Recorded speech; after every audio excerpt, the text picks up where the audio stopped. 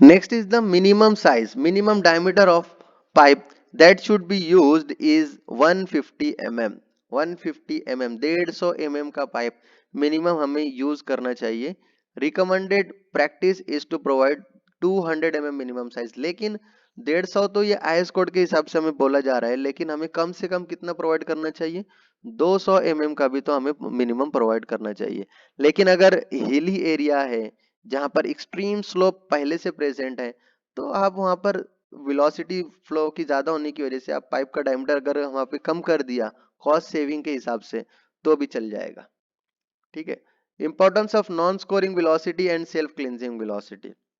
देखो यहाँ पर फिर से आ गया इसका कितना इंपॉर्टेंट है नॉन स्कोरिंग वेलोसिटी का और सेल्फ क्लींजिंग वेलोसिटी का. The interior surface of the sewer pipe gets scoured due to the continuous abrasion caused by the suspended solids present in the sewage. जो कोई भी suspended solids रहेंगे present रहेंगे हमारे sewage के अंदर, वो इंटीरियर सरफेस के कांटेक्ट में आने की वजह से वहां पर एक एब्रेजन एक्शन होना जरूरी है और होकर ही रहेगा वो. और ये कंटिन्यूअस एक्शन है, ऐसा नहीं कि आज हुआ और फिर नहीं होगा, ये कंटिन्यूअस होगा, 24 आवर्स हमेशा के लिए होगा. This the scoring is pronounced at high velocity then what can be tolerated by the pipe material. अगर जो पाइप मटेरियल की जो कैपेसिटी है एब्रेजन वैल्यू की, उस कैपेसिटी से ज्यादा स्कोरिंग एक्शन अगर वहां पे हो रहा है, तो क्या होगा? जो पाइप का मटेरियल है वहां से स्कोर आउट होना शुरू हो जाएगा, वेयर एंड टेयर होना शुरू हो जाएगा. This wear and tear of the sewer pipe will reduce the life span of the pipe, जिसकी वजह से लाइफ कम हो जाएगी, और लाइफ कम होने की वजह से उसकी जो कैरिंग कैपेसिटी है वो भी कम हो जाएगी. In order to avoid this, it is necessary to limit the maximum velocity that will be produced in the pipe at any time. This limiting or non-scoring velocity mainly depend upon the material of the sewer. ठीक है. तो non scoring velocity के लिए देखा जाए ना, तो material of the pipe ज्यादा इंपॉर्टेंट है हमारे लिए.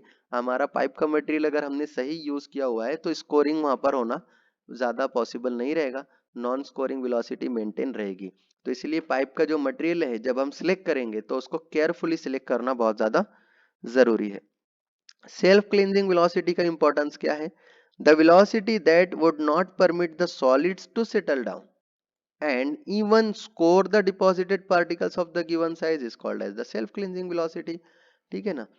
This minimum velocity should at least develop once in a day so as not to allow any deposition in the sewer. Otherwise, if such deposition takes place, it will obstruct the flow, causing further deposition and finally leading to the complete blockage of the sewer. आपकी ये pipe है, ठीक है, और pipe में से flow हो रहा है, तो आपके यहाँ पर डिफरेंट सेडिमेंट्स हैं, इनकी एक डिफरेंट ग्रेविटी रहेगी. तो बाय ग्रेविटी हो सकता है कि ये इसमें डिपॉजिट कर जाए पाइप के बॉटम में.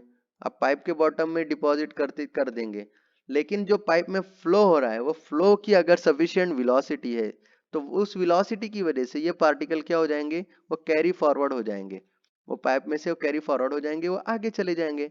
लेकिन अगर वो सफिशिएंट वेलोसिटी नहीं हो, तो ये डिपोजिशन होने की जो प्रोसेस है वो क्या हो जाएगी? कंटिन्यू चलती रहेगी, और फिर धीरे धीरे धीरे धीरे धीरे ये पूरे पाइप के अंदर हो सकता है कि हमारे जो सेडिमेंट्स हैं वो डिपॉजिट कर जाएं और कंप्लीट ब्लॉकेज हो जाए हमारे पाइप के अंदर. ठीक है. So this is the importance of the non scoring velocity and self cleansing velocity.